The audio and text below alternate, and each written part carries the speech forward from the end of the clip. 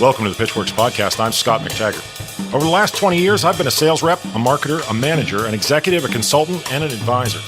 This show is designed to give you access to my list of contacts so that you can learn more about how to present your ideas at work and succeed in your career. Startups and salespeople, marketers and managers from the Epicast Network in Pittsburgh. It's the Pitchwerks podcast. And then Uber came around and they built this thing that was a pull-based demand system. And so now the consumer demand calls the taxi there to where it needs to be. Yeah. And now you can get a car in Queens or Brooklyn or wherever, right? Because it's like, it doesn't make sense to have, from an individual's perspective, to be driving your taxi around in circles in laps in Queens. But it does make sense for some of you to be there. Hey everybody, it's Scott. It's Wednesday and it's the Pitchwerks podcast. Thanks for tuning in. Guess what? We've got a visitor from out of town. I hope you cleaned up around the house. B from Axle Travel. I've got exciting things to talk to you about. And he's even going to tell you what the pitch is. But suffice it to say that he found a little bit of a gap in the market for longer trips than you would probably want to, take Uber or something like that for. We're going to talk to him for sure. Before we go too far, though, I'm going to ask you for a favor. Can you follow us on Facebook? Like the show on Facebook. All of a sudden, I realized the other day, we do all these thousands and thousands of downloads, and there's only like 260 people that have actually clicked the like button on Facebook, and it's hurting my ego in a bad sort of way. Do that for me, and I will high-five you the next time I see you. But let's talk to B. Let's find out what's going on over at this startup that is just rolling out here in Pittsburgh. I'm going to try to say this. I'm probably going to botch it up because, I'm just not that good. Bharath Krishnamoorthy. Let's see. Let's look at his face. He's nodding. It's close enough this time, and we're going to take it. So how are you? I'm good. Welcome to Pittsburgh. Yeah, it's nice being back here. You guys are playing big things here in the city. Axle Travel is the name of what you're working on. And if I understand it correctly, it's designed to simplify a longer trip. Tell us a little bit about it. Yeah, I mean, more than that, it's designed to create these longer trips, right? So Axle Travel is a better way of getting to and from the airport. So it's half the price of other ride-hailing services, but just as fast as driving. Okay. Now, obviously, the first thing that people do whenever they try to understand a business is they go, it's meant for, rewards points. So when you guys do that, you have to run into that thing where you're like, we're Uber for long Ubers. Does that feel like an unfortunate thing that comes out of this? I think the more accurate one would be it's Via for long distances. Ah, very good. So if you're familiar with Via, they do, they're huge in New York City. They do almost all shared rides, and they make you walk to the stop, which would be like a block away from where you are. So it's not that inconvenient to walk a block instead of running around the block looking for the Uber. It's basically the same thing, but because they're sort of picking these optimal stops, they're able to create these like hyper efficient routes where they pick you up and drop you off. So if you ever do take a pooled ride, Via is almost always the best option in New York. And I think New York City just published a study showing that Via had their drivers like earn more per hour. Their utilization rates are much higher. It's just a much more efficient system. It's an efficiency play. Yeah. That's really cool. And so if you think about stretching that out, and so now instead of going 10, 15 blocks north, you're going from Pittsburgh to the airport. That's sort of like the Via ride. And then to get to that stop, instead of walking one block, you're taking a car, 5 or 6 blocks, and we're providing that car for you. So we link up this feeder vehicle to bring everyone to the stop. They all get on this shared shuttle and go all the way to the airport. And what that does is it allows you to save your money by splitting the cost of the long haul with as many people as possible. Right. While also saving your time because you just switch to this feeder vehicle and go direct. So you avoid all the detours and extra stops that come with, taking an airport shuttle or a, municipal bus. So let's unpack this a little bit. Everything that you just said makes sense, right? But you guys are still in a fairly early stage, right? So Pittsburgh is going to be where you roll out. Is that accurate? Yeah, this is the first place. Man, that's cool stuff. If you don't mind, I'd like to kick it around a little bit and try to, just make sure people know what it is. Yeah. So you told me a story about, the genesis of the axle concept, right? And maybe it's not the original genesis, but it's the one that made you sort of bring the whole thing into focus. And that's, your father needed to go someplace and it was inconvenient and he missed an important event. He's trying to get from Northern Virginia to like Princeton, New Jersey. So that's like a 4-hour drive, something like that? 3.5. 3.5 hour drive. Not bad for a guy just sitting here freewheeling, right? Yeah, that's good. I'm looking at the map in my head. I'm doing all the calculations. Okay, so a 3.5 hour drive. And he needed to get from point A to point B. And what was the complexity? What was the difficulty that he was faced with? Yeah, so he doesn't like to drive long distances anymore. And I forgot, for whatever reason, my mom couldn't go. Yeah. And so it was kind of close to the date. And so the options he was looking at were, he could take a train, which means he could go into DC, pay for like this $250 train ticket at that point to go to New York, and then get it from New York to Jersey. He could fly, do the same thing, pay just as much. And it's not really any time savings because you're like going through TSA and everything. Right. You've got to get there early. You got to park. You got to bring your stuff to the terminal now. TSA tickle you and all sorts of stuff. And then the other option is you could take a bus, right? And the problem with that is that it goes, he still has to go into the city. He has to go into DC, and the bus will pass New Jersey on its way into Manhattan. And then you have to loop back around for 2.5 hours. So it ends up being like a 7.5 hour trip. And, it's like, that's not feasible for, he's going there for the day and then take another 7.5 hour trip back. Right. And I remember thinking that's just like absurd, right? He's like, just for a guy who just doesn't drive as well on long trips anymore. Yeah. It's like middle-class dude in the next to the capital of America, trying to get to right outside of New York City. Right. You these huge, densely populated areas, like lots of travel back and forth. But there's just no system for that. And there's definitely a market. Yeah. You identified it because you're related to one of the members of that market. Yeah. And it's like, I've made that trip so many times, I joke about it, but like I've actually tried to vomit to get off the bus because I can see the neighborhood in Jersey where I'm supposed to get off. And I have to be on the bus for like 2 hours after that. Vomit to get off the bus. If nothing else proves that this is a problem that needs to be solved, that's it right there. Like you were asking earlier, like, how do I pick the bumper lines that go at the beginning of the show? I have a very strong feeling that's going to be your bumper line right there, because it's like when you've gotten to the point where you're going to fake a vomit so that you don't have to, follow the rest of the bus circuit. Yeah. Now you've identified a pain point that you can solve through a business, right? Right. So you guys went through Techstars. Yeah. Tell me about that process. Yeah, so it was interesting for us because, like you kind of alluded to this earlier, but we'd started the company as we're building a B2B application for these intercity bus companies, help them with pricing, scheduling, and that had already taken off by the point we'd gotten into Techstars. Yeah. But that was around the exact same time that this thing happened with my dad, and there was like a couple other things that Sean and I had been talking about, and we realized there was this sort of like opportunity to do more, right? Because we realized like the problem isn't that these companies are, the big problem isn't that they're inefficient with scheduling and pricing, right? The big problem is that on most routes, there's just no service at all, right? And so we need to come up with a system that allows these bus companies to basically produce demand responsive routes. Is it because you said on most routes there's no service at all? Is it because there's not a consistent enough demand to necessitate a committed daily route? Is that what we're talking about? So it's because the supply chain, right? Yeah. It's called the push-based supply chain. So it's where the supplier decides what to supply and then the consumer picks, right? And so another example of this is like what the taxi industry used to do. So individual taxis drive around the city and then, hope that a consumer will hail them down.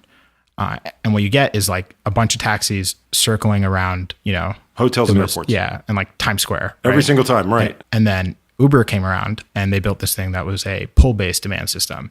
And so now the consumer demand calls the taxi there to where it needs to be. Yeah. And now you can get a car in Queens or Brooklyn or wherever, right? Because it's like, it doesn't make sense to have, from an individual's perspective, to be driving your taxi around in circles in laps in Queens. But it does make sense for some of you to be there. But you need the whole system to be, to be able to like optimize like that. And so what you have right now is a push-based system for these long distance suppliers, whether it's like, intercity buses or airport shuttles.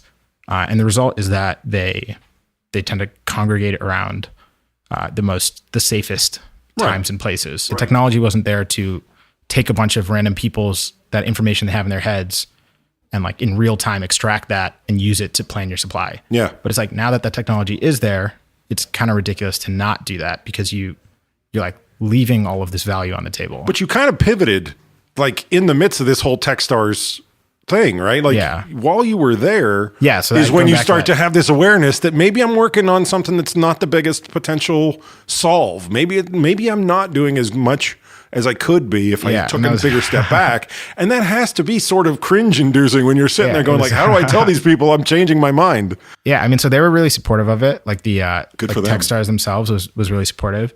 It was a little bit weird. You know, they have like this mentor madness program where you're like pitching people 15 minutes in a row, like 15 minutes to this person, 15 minutes to this person. And, you know, the rest of the teams in our cohort are like, you know, there's like a team of 3 dudes that have like 9 PhDs. There's like, the same guys have like, you know, this $100,000 contract with Dubai. You know, these teams are some of them have been around for a couple years.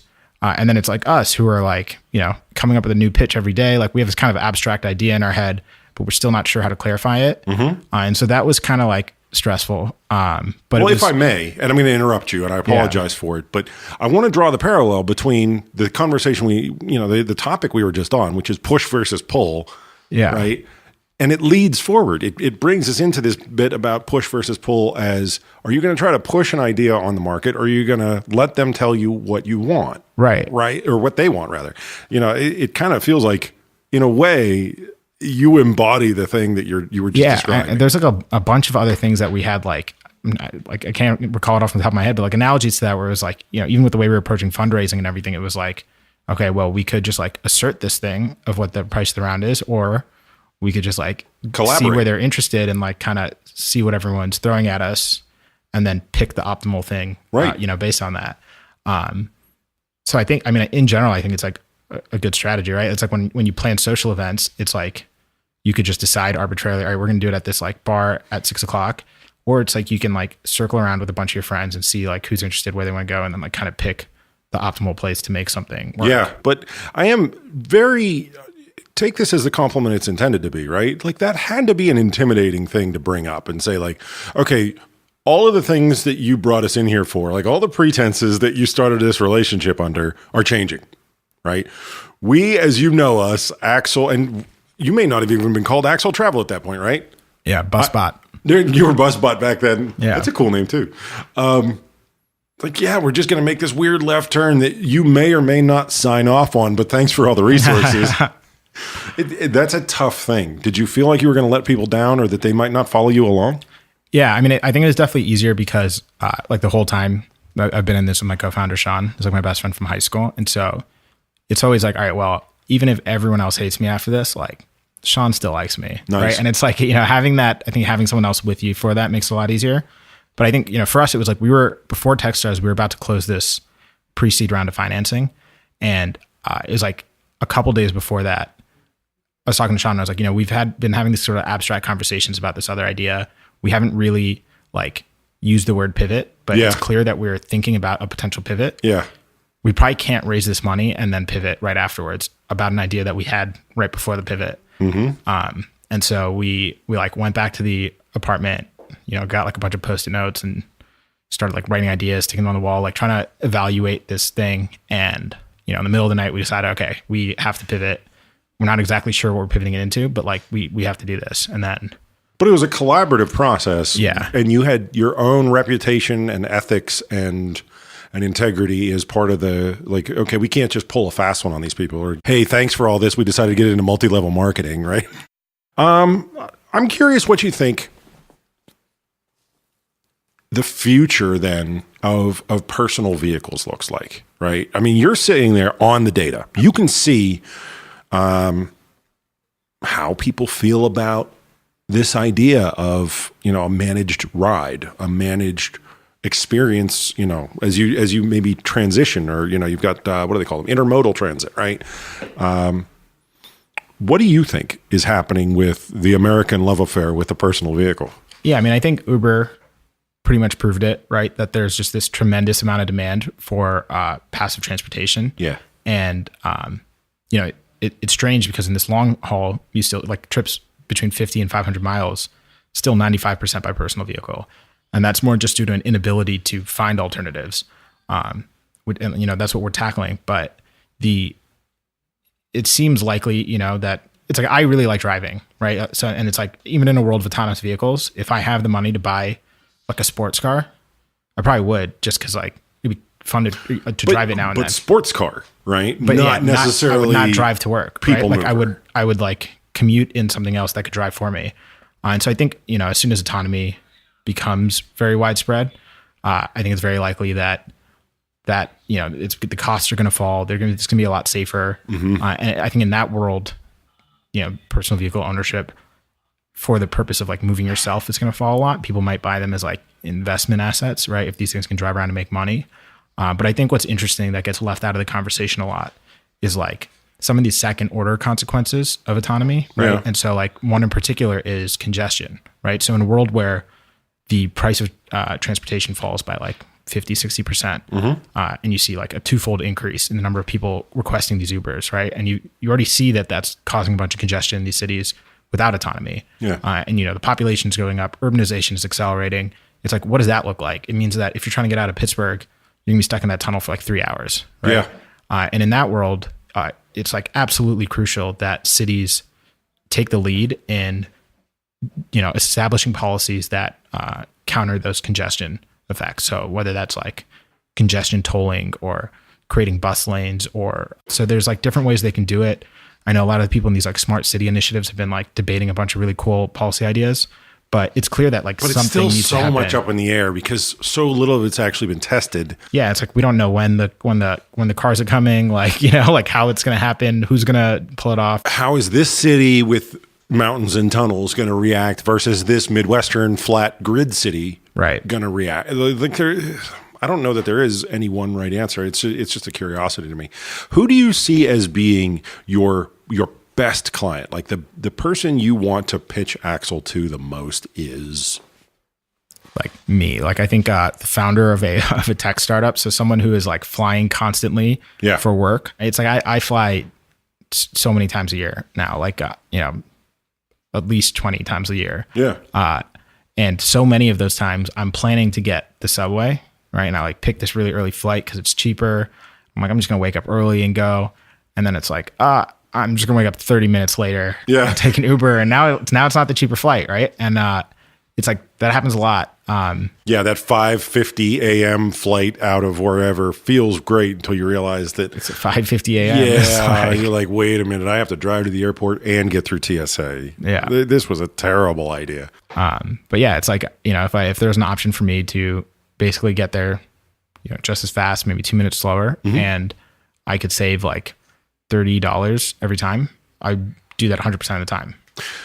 So you decided to start out in Pittsburgh, right? Yeah. And I'm curious what was behind that decision, because yes, in Pittsburgh we do have a nice burgeoning startup community. Right? Yeah. But I have to believe that there's also a geographical element to that. Like, I saw one of your pitches on YouTube. I think, were you at Plug and Play? Yeah. Okay. See, I actually do research sometimes. Not all the time. And what was it? Detroit and Denver were the other two that you were looking at? Detroit and Boulder, yeah. I was close. Yeah. Well, Denver Airport, actually. So, and you can see my screen is off. So, it's not like I'm checking my notes. So, Boulder, Denver Airport, Detroit, Pittsburgh. What do those three have in common? So, the tech community thing is more of like it's like a heuristic for the demographic patterns you see there, right? So, these are all communities that are, because they're like these up and coming tech cities, you have a bunch of younger people coming in. You have like money coming in. So these people are like, our target demographic is basically like yuppies, right? And then it's also that like entrepreneurial spirit, right? It's like you basically have a city full of like early adopters. But then the other things, like it's interesting because like when we picked Pittsburgh initially, it was like mostly just off of like statistical stuff, right? Like I hadn't actually, I didn't really know Pittsburgh nearly as well as I know it now. But like the things we did know is that, if you compare it to like Detroit, which is, that was the other city we were looking at. Love Detroit, right? It's the population's it's a lot bigger than Pittsburgh, but they are, it's a lot less densely populated. And then when you account for the demographic factors and like the probability that those people are actually traveling on planes, right? Pittsburgh ends up with about like 4,000 travelers per square mile, and it's about like 30% higher than Detroit, right? And so like that makes it a lot easier for us to like hit that critical mass each time to pool a bunch of people and take them to the airport, or vice versa. Right. You are a data company as well. I mean, you didn't completely give up that part of the business. I'm sure of it, right? Right. Just the way you're talking already, I can hear that there's a big data element in terms of, making sure that it's the most efficient experience it can be, and talent availability has to be part of your equation, right? You're sitting there going, who can help us with this? Yeah, it's like we're like half moved here, right? Like I'm actually spent more time here than New York this month, and it's like, if everything goes well and like this keeps going, right, we're obviously gonna be spending more time here. It's like, all right, if we are hiring, right, it's like, where do we want to be hiring, right? And it's like Pittsburgh has, just like a ton of universities that are heavily focused on R&D and like in the autonomous like mobility space. I think it's like the per capita spend by universities on R&D is like 2.5 times the national average here. Wow. But then it's like the counter to that is that there's not as much investment in like high growth tech companies, right? In the sense that it's like I think, and like this is a little bit more anecdotal, but it seems like there's a lot of availability of like angel money, and so companies are able to like get off the ground, but not a lot of venture capital flowing in, right? And so I think a lot of companies leave. It sounds like I think what we see, and this is just as anecdotal as what you're saying, is we see long distance sniping, right? So somebody from Boston will see an opportunity in Pittsburgh and decide that it's not so far away that they want to take a pass on it. We'll see it from DC. We'll see it from New York. But yeah, angel money rules the roost in Pittsburgh right now. And I think that's part of the evolution, right? Is just 10 years ago, there was no scene. Right. Like, there was no scene. I mean, all respect to everybody who's built it on their sweat and on their back, but comparatively to some of the places that we now measure up against, there was no scene, right? Yeah. Now you're at a place where people know that they can put some money into a startup company and actually get it back out someday. But you don't see as much major VC. But I mean, there's something there. There's something doable. I guarantee you, if the right opportunity presented for itself, us, it's like it is the opportunity, right? Yeah. It's that like, if we are capitalized and in a position to hire, it's basically the opposite situation of like New York, right? Where it's like you cannot find an engineer. Well, you can, but then it's like you're competing with so many. Well, yeah, you're competing with so many other people. Yeah, and you have to take in a much higher cost of everything in that value chain. Right. Everything is more expensive. The office is more expensive. The recruiter is more expensive. Right. The person's cost of living is more expensive, and the premium they charge for every single bit. And so I think that's like a pretty nice recipe for a place to be. Right. It could work out really nice. And then it's like it's similar to it's like Uber's here, and there's like like Ford's the Argo. It's called like Argo. Yeah, of like really big autonomous vehicle technology companies. Literally every day, the Argo's driving up and down. And so it's like it's not the kind of situation where if you have this town where there's like a bunch of smart people graduating, and then it's like, well, they have to get the hell out because right. It's like they graduate and then there's nothing else to do, right? But it's like, move 10 states away. It's like here they have these like really cool tech jobs. They don't necessarily have as many opportunities for like really cool smaller tech companies, like if they want to get involved in like a early stage startup and, participate in like building this thing. Let's assume for a moment that I am that customer. I am that person that you really want to use Axle, right? When do the doors open? Let's start there. When can I start scheduling travel? So the product is launching July 24th. Oh, so, wow. You're like any minute, man. 8 days. Yeah. 9 days. Sometime soon, less than 2 weeks. Yeah. Well, you figure, right? So when this episode comes out, it'll be the 18th, right? Oh. So yeah, it'll be less than a week. Yeah. And that's big news, man. It's exciting. We did not plan this. It just happened that way. That's fantastic.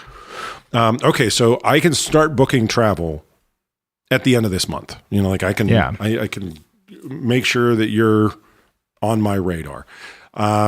So like even right now, if you have any trips, like if you have a flight or you're planning a flight for after the 24th, you can go ahead and book the transportation now. How much lead time should I give myself so that, because you said it's an advanced booking. So how far in advance should I book? We'd obviously prefer you book it like as soon as you know you're flying out, you have all the information you need to book it, right? But like 2-3 days would be enough. Okay. But the sooner the better. And do you ever consider the cost? Do you ever see yourself competing with the cost of parking? Do you ever see yourself thinking that way? I think it's like, or is it parking plus your own, like plus all those operational friction things? Well, but it's like people who are driving, they're not like thinking about the cost of owning the vehicle when they're deciding to go there, right? It's like a sunk cost.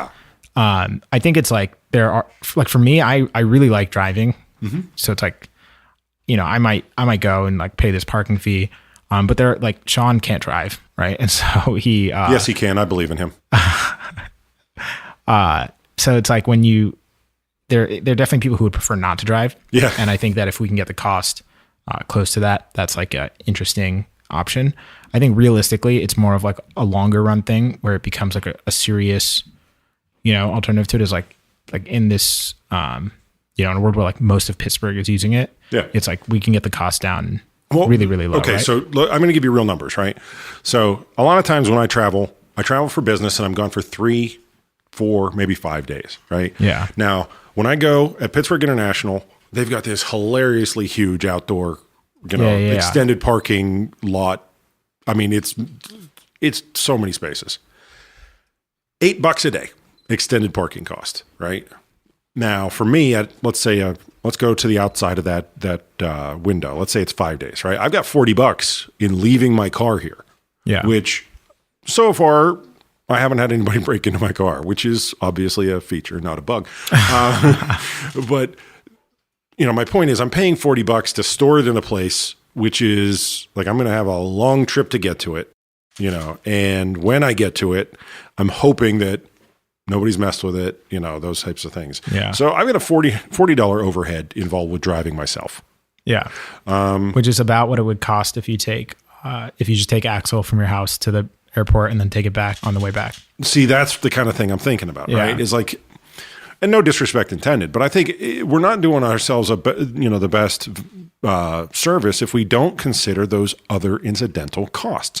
How much time does it take on one of these multi-acre parking lots to walk and get picked up by the shuttle bus? So when I flew to Pittsburgh the first time, I became friends with the guy who was sitting on the flight with me. Yeah. And he ended up driving me actually to that event where I met you.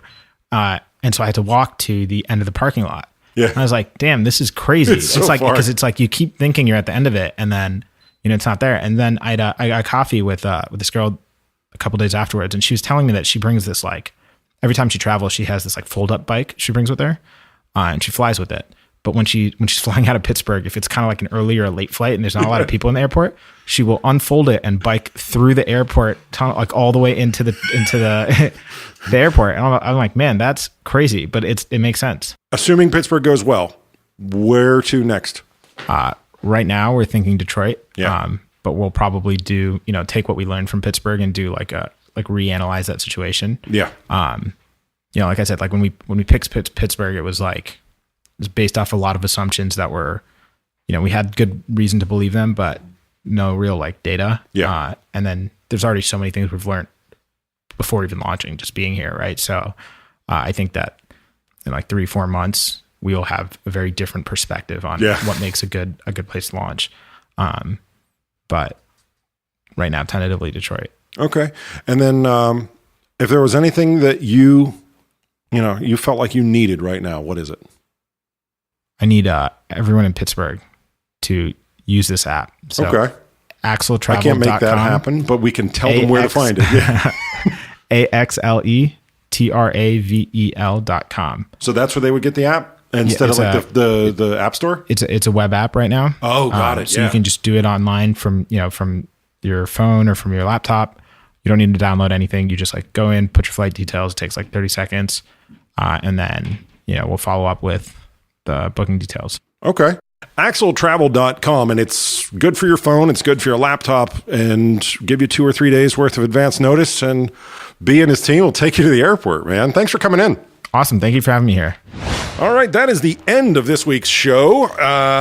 If you're headed towards the airport, I suggest you give this a shot, especially, if you want to try this cool new thing that's coming. Axletravel.com. Let them take you to the airport. It seems like it's even cheaper than actually doing long-term parking for most of us. And then, give them whatever feedback you can come up with. Axle Travel is the handle on Twitter where you would give them that feedback. And, just a ton of appreciation to B and all of his crew for making this visit possible today. Buzzy and I are going to get back in the lab. We're going to make another Pitchwerks podcast for you. I will catch you next week. Take care of yourself in the meantime.